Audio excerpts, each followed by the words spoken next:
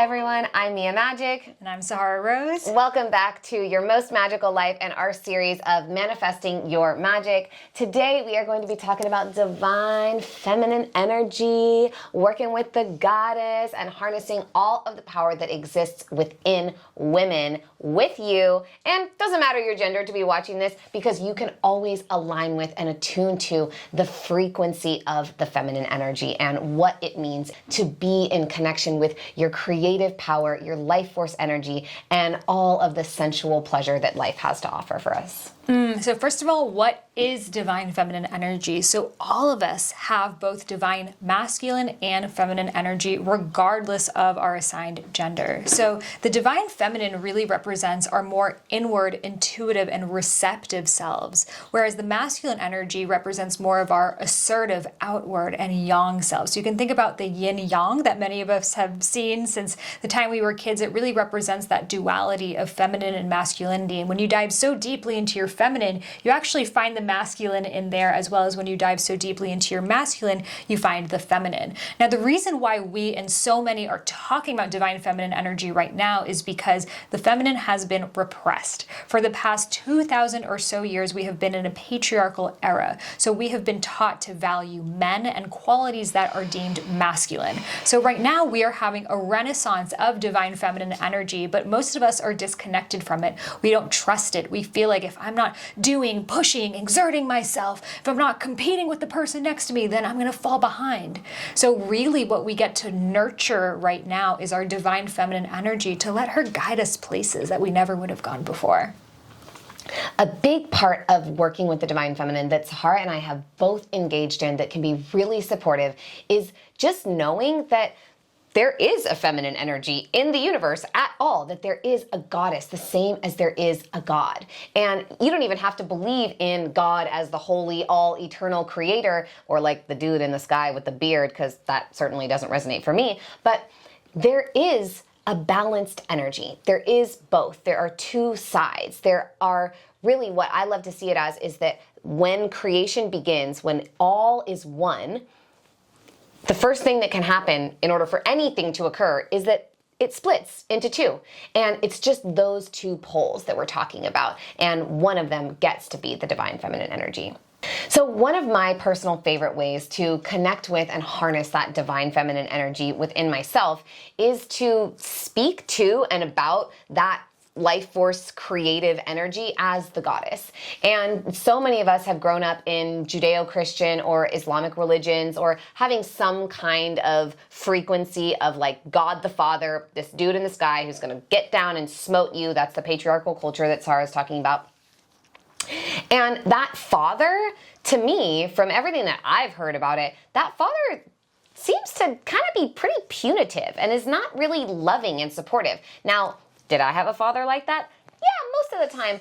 But there were also some really beautiful moments where he was playful and loving, and he was excited to be around us. And my dad would like write me these letters when he was gone. And that part of the God energy, the father that we think of in most religions, I don't see that there. And so really reconnecting to all of the ways that you would have loved your father to be. And that is one of the most powerful things that we get to do when we tune in with the goddess, is like, because we haven't heard anything about her, because nobody talks about her, we get to make her anything that we desire. What would the ultimate queen, the ultimate mother, the ultimate woman look like, show up as for you? And so I love to just refer to God as the goddess. And that doesn't mean that I'm pushing the masculine out. I just really had to reprogram my relationship to that word. It used to trigger me really bad because I was like, who's this dude sitting up there that's gonna like shoot lightning bolts at me? I'm pretty sure I've made a lot of mistakes and I haven't seen the lightning bolts yet. You know, like I'm still here, I'm doing fine. And so it just didn't seem real to me. But when I started talking to the divine as if there was a feminine energy present and alive, mostly, you know, for me, I love the natural world. Y'all know I like to be outside with my bare feet and to hang out and talk to the trees. But when I started talking to that energy as if it was this maternal presence, as if it was this loving mother that was there to support me, who would hold me in her arms and in her embrace, everything in my life started to change. And so working with and utilizing goddess energy, if you desire, if that resonates for you, can be so deeply nourishing and is really important for creating balance and just reconnecting us to where we came from. Every indigenous culture throughout history originally was matrilineal. The lines passed through the women because we didn't used to have paternity tests. It was like if a woman carried a child, you knew that child was hers. So we were the original leaders in society, the oracles, the diviners, and really the healers as well. So there's so much. Y'all can hear our podcasts on it. We have both of us have so much information on Divine Feminine, but it's really, really about knowing that if there is a God, there is a goddess as well. So beautifully said. And our first tip for you to actually experience this divine feminine energy within you is through your breath. So we can't control our heart rate or our digestive system or any of the organs within, but the one system that we actually can control is our respiratory system, the way that we are breathing. And so much research has shown, but we don't even need the research because we trust our bodies. But you have had that experience that when you're breathing really heavy and really shallow, you're actually feeling more anxious and nervous and on edge versus when you slow down and, like right now, take a deep breath in and exhale it out. You instantly feel more nourished, grounded, anchored, rooted. Most of us, we don't breathe properly because we don't feel safe. You know, imagine if we were being chased by a tiger or a lion. We need to be breathing like this because it keeps our sympathetic nervous system going. However, when we slow down our breath, we tell our bodies that they are safe. And in that safety, they can blossom, they can create, they can receive the intuitive downloads. But when we're in survival mode, we don't have the space to even channel our highest selves. So there are so many incredible breathwork practices that you can do, whether it is holotropic breathwork, which is actually quite more in the masculine. I want to add that because a lot of the breathwork that we're seeing these days, which is like very goal-oriented, Wim Hof, like there's beauty, and I do those practices too as well. However, they are enhancing that masculine energy. Doing cold plunges, that's enhancing the masculine energy. Whereas the feminine energy is a lot more receptive. So really breathing in through your root chakra, through your womb, through your pussy space, and letting that breath fill up your body like warm honey that's just nourishing you and soothing you and replenishing you, and letting it move as slow as possible, particularly the exhales. A lot of us, we're very inhale focused, but it's hard for us to exhale because it's hard for us to release and it's hard for us to orgasm. It's the same energy of letting go. Surrendering. So being in that practice of taking slow breaths in, holding at the top in the third eye, which is the seat of masculine consciousness, and then letting it wither down through your heart, into your womb, into your root, down into Pachamama, Mama Tierra, the earth. And this earth connection in our womb space is the connection to the divine feminine. So like Mia said, literally going outside, having your feet on the ground, but connecting to the earth that is you, your body. Yes. Your body is that natural expression of the earth. We are nature.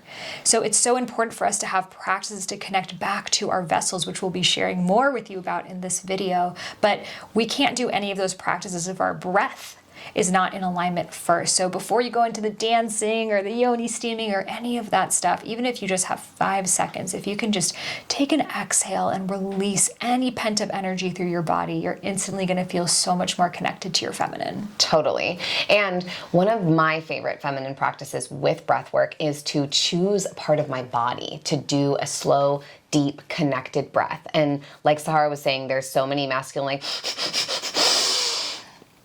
you know, there's all of that. You can do all of that. There are benefits to that. Great. Bless it. I do those things too. You know, we're into that. And the deeply feminine practice is a connected breath, which is just a deep, long inhale, no pause, and a deep, long exhale. Again, no pause, and just keeping a really rhythmic wave of breath in and out, in and out. And one of the ways that I love to do that practice that I learned from my teacher, Layla Martin, who we're having dinner with. So, but bless her. God, that woman, so brilliant. If you don't know her work, go check her out. And what she does is specific breathing into the heart, into the womb, into your breasts, different places from your pussy, right? Just specifically focusing on your pussy, breathing in through your pussy and out through your pussy, and reconnecting to those places. Honestly, at her retreat in Mexico, doing the womb breathing practice was one of the most profound experiences of my entire life, deeper than any ayahuasca journey I've ever had. Like, it took me all the way there, just breathing my own life force energy into and out of my womb. So that can be an incredibly profound practice. And speaking of the womb, one of the little tidbits that I just love that I think is so important, the word man comes from manas, which means mind, and in Latin, in our languages, but in other languages as well, the root word of where man comes from is the same meaning as mind. And so woman is the womb mind. We're meant to think from our wombs. We're meant to follow the guidance from our wombs, that creative life force energy, the power of being able to birth a new soul from inside of our bodies. That energy is what really women are meant to harness, focus on, cultivate, utilize. That's why we used to be the leaders, right? And that's why it became threatening to people. And that's why the patriarchy was born, not birthed, but born, is because of that deep, magnificent power that exists within women and it being a threat. So one of the practices that I also really love is doing breast massage. And it is such a heart-opening practice. And I know a lot of women who, when they first start doing it, they just start sobbing. They're just crying. They cannot stop releasing emotions because there's so much energy stuck in our hearts that we just don't know.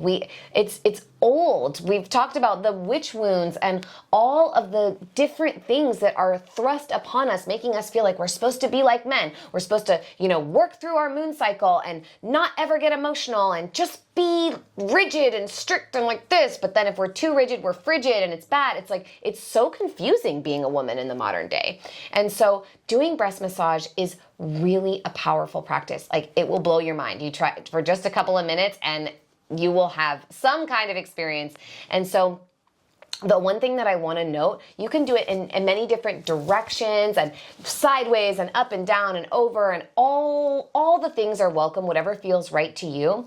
But generally from the Taoist tradition, the ancient Eastern traditions of harnessing and utilizing sexual energy, if you have any type of lump or anything like cysts, anything in your breasts, you don't want to do the up on the outside direction because that is more of an amplification energy. So you want to stick to just up on the inside and down on the outside. And you can do the other directions as well, like side to side, and just, massaging them however feels right to you. But there is a Taoist practice of amplifying your heart energy where you go up on the outside and down on the inside, and using the circles around your breasts like that. And you just don't want to do that if you have any type of issues in your breasts, just so that you don't amplify them.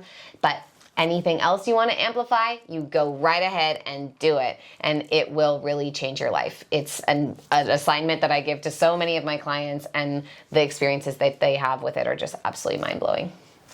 Such beautiful wisdom. And what I love about divine feminine energy is that it shows that each of our body parts is a teacher. The breasts are the heart, our ability to give and receive love. They have an outward energy. That's why they literally protrude outward from our body, whereas for men, they don't have breasts. It's an inward receptive zone for them. Whereas our wombs, they go inward. They are the hologram of the universe. Every single person is created and birthed through this portal of the womb. That's why in Sanskrit they call it yoni, which literally translates to portal between two worlds. So as feminine beings, we carry that portal, and that is why naturally we are more receptive to intuitive hits, ancestors, natural beings, elementals, because we have this coding within ourselves that requires us to be this way. However, like we've mentioned, so many of us have cut ourselves off from it because we think it's dangerous. We think it's going to get us in trouble. We think it's not as worthwhile.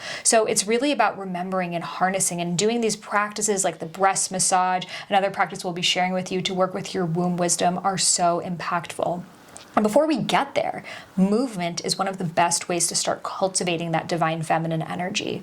So masculine consciousness is a lot more goal-oriented. It either wants to be running towards a goal or in complete stillness, right? It wants to be in that space of like, I'm in my cave in the Himalayas by myself and leave me alone. Yeah. Whereas the feminine, the Shakti energy, is a lot more about immersing itself with the community and the children and the plants and the food and enjoying life. So that feminine energy within us, it wants to move, it wants to spiral, it wants to undulate. So if you find yourself, and probably when you were a kid, they said, sit still, stop moving, stop fidgeting so much, that we've trained ourselves to not move, but start getting in the practice, even while you're sitting there right now, start moving your body, feel what wants to circle. The feminine moves in spirals. So maybe it's chest circles, hip circles.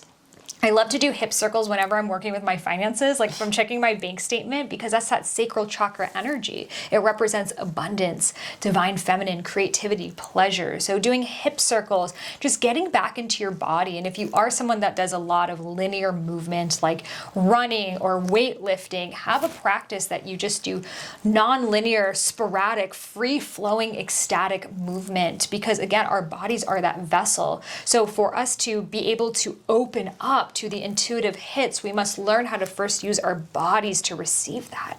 And if you are used to like, I'm not a good dancer, I need to do choreography, how do I let my body guide me? You know, maybe my shoulder just wants to do this for a while, or my neck wants to do this. And then you can start to incorporate self-touch, which is just gently caressing your body and giving yourself that same love and affection that you would give a lover. Just allowing our bodies to feel that touch. It actually creates the same response, whether it's from ourselves or from someone else. So dance has been the biggest practice for me of connecting back to my divine feminine energy. One of the best ways is just when you start your day, for 5 minutes, play some of your favorite songs, maybe some really sensual, beautiful music or whatever gets you going, and let yourself dance without any choreography or a YouTube video, anything like that. Just let yourself be in your body and let it guide you. So our last practice has mixed reviews, but I think that it's just part of the patriarchal system that's like telling people that you shouldn't use it, because this magical little seed crystal stone yoni egg has been used, again, in the Taoist tradition for thousands of years. This is made from imperial jade. It does have a little satin string on it. So you can put this egg up inside your yoni. That's why it's called a yoni egg. And I personally recommend, you know, people will sell you eggs of all different crystals and types, and I recommend a non-porous stone. Jade is a non-porous stone. You know how like rose quartz and some stones will have little cracks and things, amethyst, things like that. Just in case, who knows what's gonna happen. I'm sure it's gonna be fine, but I really recommend non-porous stones. My favorite is imperial jade and obsidian. Those are really great for me. That's the best. A black stone, like Sahara was talking about with the womb, it is that vacuum, sort of the void, that receptive energy. I love when you said the womb is the hologram of the universe. I was like, oh, that's so good. And that black energy of obsidian is really great for healing and transmuting energy.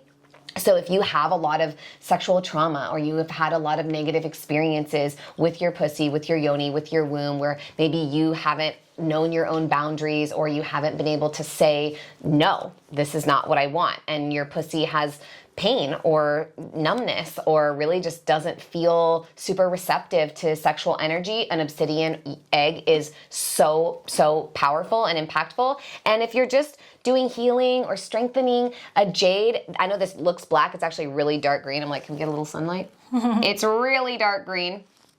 But this egg is so magical. Any green stone is connected to the heart chakra and to the abundance of love in our lives. And so this stone you can literally put up inside of your yoni, and you can do the like weightlifting practices and stuff if you want. But one of the most gentle, easy, beautiful ways to heal using a yoni egg is just to use a slight tightening or clenching, just to really feel the sensation of it, and then take a deep breath.